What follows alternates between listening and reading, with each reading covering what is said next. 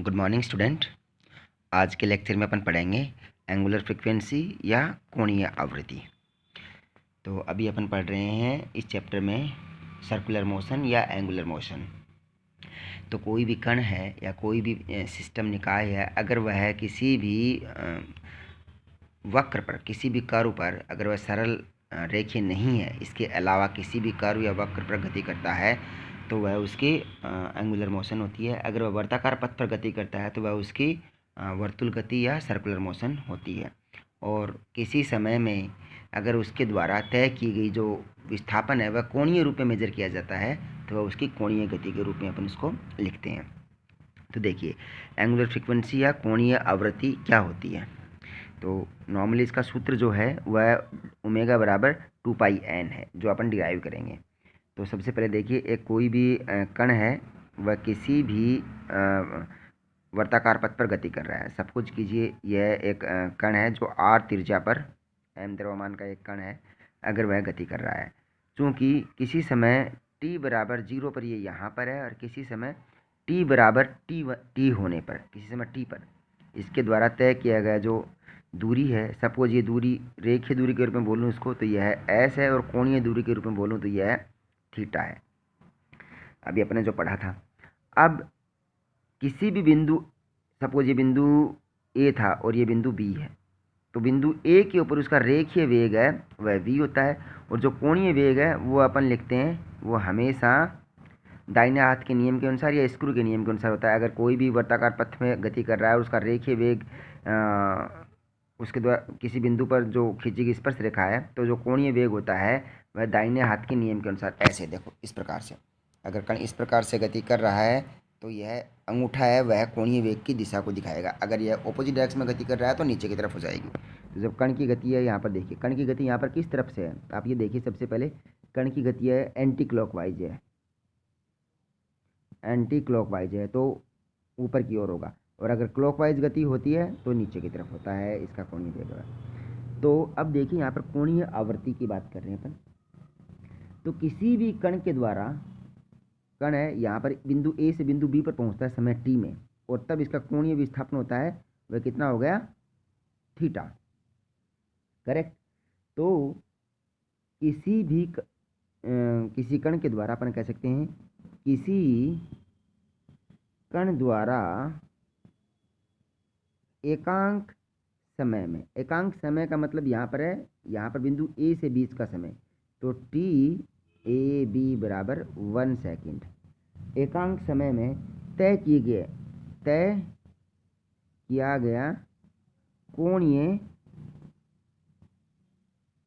विस्थापन, तय किया गया कोणीय विस्थापन कोणीय आवृत्ति कहलाती है, कोणीय आवृत्ति कहलाती है। इसका मतलब क्या हुआ, कोई भी कण है अगर वह एकांक समय में, अगर टी समय में यह थीटा स्थापन करता है तो यहाँ पर जो कोणीय आवृत्ति हो जाएगी नॉर्मली ओमेगा थीटा बटे टी के रूप में लिख सकते हैं, क्योंकि जो कोणीय विस्थापन है वह है थीटा। और अगर कण है सपोज t1 समय में इसने θ1 किया है, और ये सपोज 0 से लेकर t1 है और ये t2 है, और इसमें इसने θ2 किया है, तो θ2 माइनस θ1 बटे t2 माइनस t1 ऐसा भी लिखते हैं, जिसको अपन नॉर्मली d थीटा बटे dt भी कह सकते हैं। तो अगर मैं कहूँ कि dt बराबर 1 सेकेंड है तो ओमेगा बराबर d थीटा भी हो जाएगा। तो एकांक समय में कण के द्वारा तय किया गया कोणीय विस्थापन है वह कोणीय आवृत्ति कहलाती है। चूँकि अगर इसे मैं पूर्ण चक्कर के लिए मानूं, कोई कण है अगर बिंदु ए से गति चालू करता है और वह एक चक्कर पूरा करता है, तो एक पूर्ण चक्कर के लिए कोणीय विस्थापन, एक पूर्ण चक्कर के लिए कोणीय विस्थापन कितना हो जाएगा, 2π, ठीक है। और एक चक्कर के लिए लगा समय होगा वो उसका आवर्तकाल होगा। एक चक्कर में जो लगा समय, कोई कण है बिंदु ए से गति करना चालू करता है और ये पूरी तरह से घूम के वापस ए पर ही आता है, तो इस एक चक्कर में लगा समय t। अब देखिए कोणीय विस्थापन है 2 पाई और t है समय, तब कोणीय आवर्ती कितनी हो जाएगी, ओमेगा बराबर कोणीय विस्थापन बटे समय। तो कोणीय विस्थापन कितना है 2 पाई और समय कितना है t, तो इसका मतलब हो गया 2 पाई n, जहाँ पर 1/T बराबर n। इसको अपन रेखीय आवर्ती या साधारण आवर्ती बोलते हैं इसको। तो इस प्रकार से अपन यहाँ पर कोणीय आवर्ती का मान ज्ञात कर सकते हैं। सीधा सीधा जो कोणीय आवर्ती होती है वह रेखीय आवर्ती के समानुपाती होती है। कोणीय आवर्ती होती है वह नॉर्मली जो मान है उसको अपन कोण के रूप में लिखते हैं। यहाँ पे क्या है 2 पाई n है, तो n क्या है 1/T और t समय, और t का जो यूनिट मात्रा का वो सेकंड, तो n का कितना हो जाएगा, मात्रा कितना हो जाएगा सेकंड इनवर्स। सेकंड इनवर्स इसको अपन बोलते हैं। कई बार यह जो कोणीय आवर्ती है इसे घूर्णन की दर भी बोलते हैं, रोटेशन रेट। इसे अपन घूर्णन दर या रोटेशन रेट भी कहा जाता है, इसे रोटेशन रेट भी कहा जाता है, या फिर इसे अपन चाहें तो रेडियल फ्रीक्वेंसी भी कह सकते हैं। इसे कई बार रेडियल फ्रीक्वेंसी या त्रिज्यीय आवर्ती, रेडियल फ्रीक्वेंसी या त्रिज्यीय आवर्ती के नाम से भी इसको जाना जाता है। क्योंकि इसी से रिलेटेड बातें कर रहे हैं तो अपन टाइम पीरियड भी इसके बारे में डिस्कस कर सकते हैं। टाइम पीरियड या आवर्तकाल, टाइम पीरियड या आवर्तकाल। टाइम पीरियड या आवर्तकाल का मतलब क्या है कि अभी अपन ये देखो यहाँ पे अपने डिस्कस किया है कि किसी भी कण के द्वारा वर्ताकार पथ पर गति करते समय एक चक्कर पूरा करने में लगा समय, या किसी भी दोलक के द्वारा, दोलक होता है तो दोलन करता है, किसी भी दोलक के द्वारा एक चक्कर या अपने पथ पर एक चक्रण पूरा करने में जो लगा समय है वह उसका आवर्तकाल होता है। तो आवर्तकाल की परिभाषा अपन दे सकते हैं, घूर्णन करने वाले तल में पिंड द्वारा, तो अपन इसके डेफिनेशन देंगे, घूर्णन करने वाले पिंड द्वारा, पिंड का मतलब द्रव्यमान, मास, बॉडी, घूर्णन करने वाले पिंड द्वारा, यहाँ पर आप पिंड को द्रव्यमान m भी लिख सकते हैं, घूर्णन करने वाले पिंड या मास के द्वारा एक चक्कर पूर्ण करने में लगा समय आवर्तकाल कहलाता है, लगा समय आवर्तकाल कहलाता है। तो अगर किसी समय t है, t समय में अगर कोई भी निकाय है वह n चक्कर पूरे करता है, सपोज 10 सेकंड में 5 चक्कर लगाता है, तो एक सेकंड में कितने चक्कर लगाएगा, तो 5/10 आधा चक्कर लगाएगा ना, अपन कह सकते हैं। या 10 सेकंड में 5 चक्कर लगाता है तो एक चक्कर लगाने में कितना समय लगेगा, तो 10/5 2 सेकंड, तो अर्थात 2 सेकंड एक चक्कर का होगा, तो वो उसका आवर्तकाल हो गया है।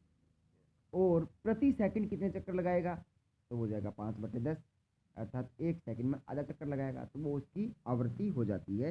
रेखीय आवृत्ति को अपन इससे लिख सकते हैं। अब देखिए इसी से रिलेटेड अपन जो बातें कर रहे हैं, तो सबसे इम्पोर्टेंट चीज़ न्यूटन की गति के 3 समीकरण जो अपन पढ़ते हैं, अपन यहाँ पर जो बातें कर रहे हैं, इक्वेशन पढ़ रहे हैं, वो 1 डायमेंशन गति की बात कर रहे हैं।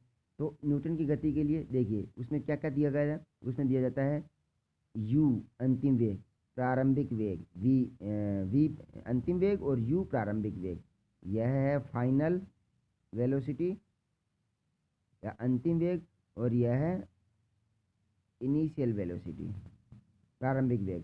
t समय, a त्वरण, तो अपन कह सकते हैं न्यूटन की गति का पहला नियम क्या है, v बराबर u प्लस at, अर्थात कोई भी कण है अगर वह u वेग से गतिमान है और उसका त्वरण a है, तो t समय के बाद में कण कितनी वेग पर होगा वो ज्ञात करते हैं।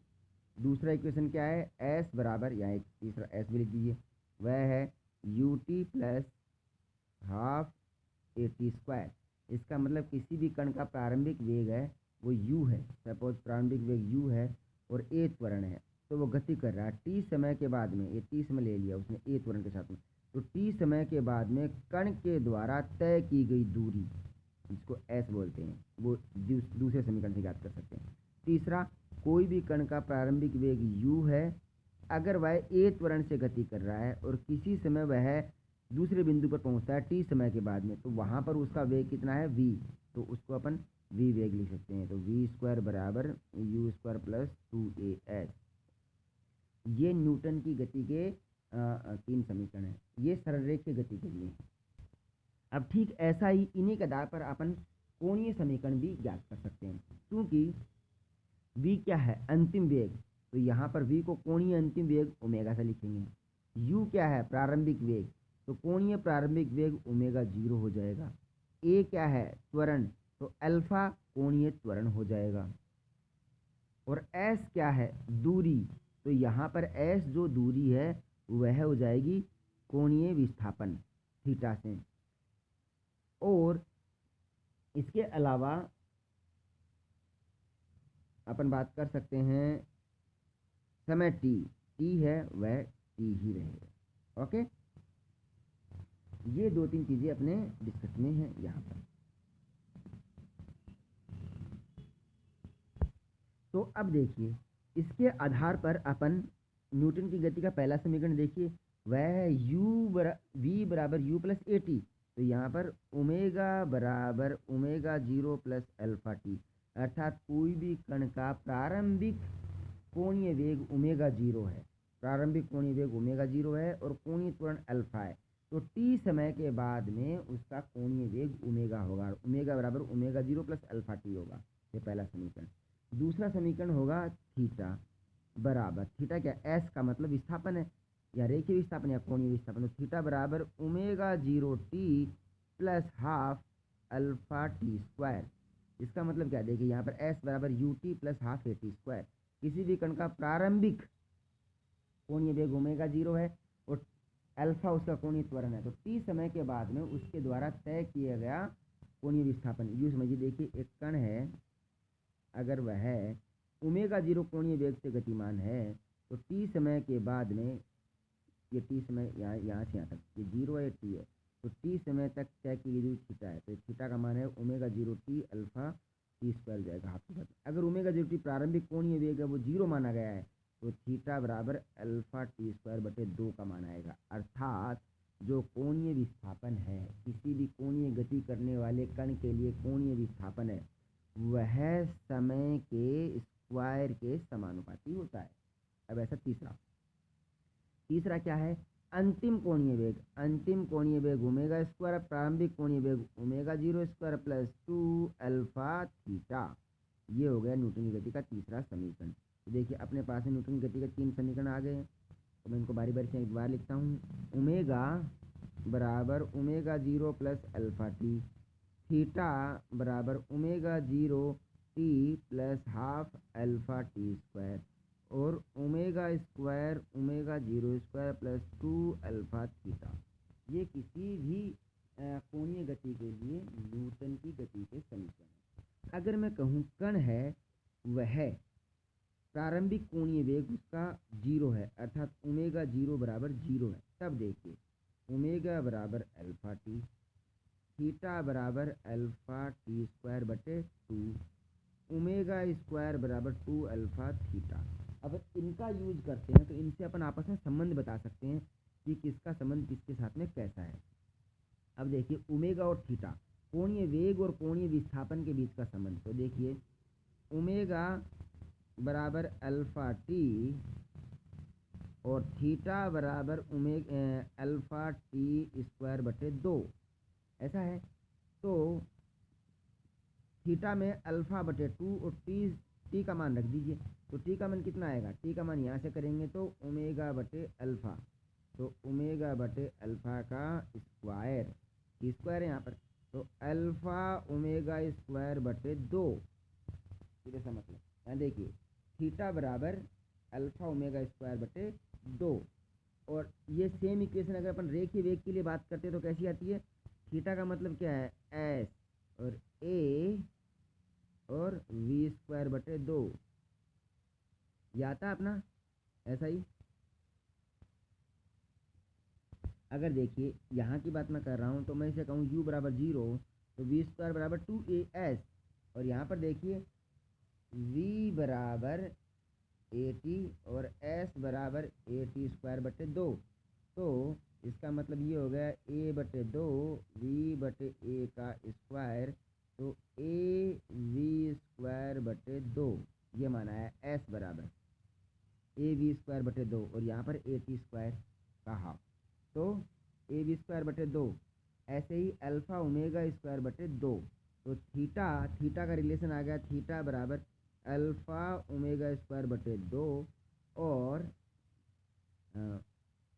बात करें अपन तीसरे इक्वेशन की, तो तीसरे इक्वेशन में भी देखिए यहाँ पर ओमेगा बराबर 0 मानेंगे, ओमेगा 0 बराबर 0 मानेंगे, तो ओमेगा स्क्वायर बराबर 2 अल्फ़ा थीटा। तो यहाँ से अगर अपन डिस्कस करते हैं तो देखिए कि थीटा बराबर अल्फ़ा ओमेगा स्क्वायर बटे 2, और थीटा है वो समानुपाती है ओमेगा स्क्वायर के, और यहाँ से भी थीटा है वो समानुपाती है ओमेगा स्क्वायर के, लेकिन यहाँ पर अल्फ़ा भी नियत नहीं है, इस बात का भी आप ध्यान रखें। अगर अल्फ़ा नियत है तभी ये रिलेशन वैलिड होगा। तो अपन इसके बारे में कोणीय वेग के बारे में और कोणीय गति के समीकरणों को पढ़ते हुए अपन डिफरेंट जो पैरामीटर्स हैं, भौतिक राशियाँ हैं, इनके बीच में संबंध स्थापित कर सकते हैं। तो आप इसको अच्छे से और प्रैक्टिस कीजिए। अभी अपन अगले लेक्चर में पढ़ेंगे अभिकेंद्रीय और अपकेंद्रीय, सेंट्रीपिटल और सेंट्रीफ्यूगल फोर्सेस।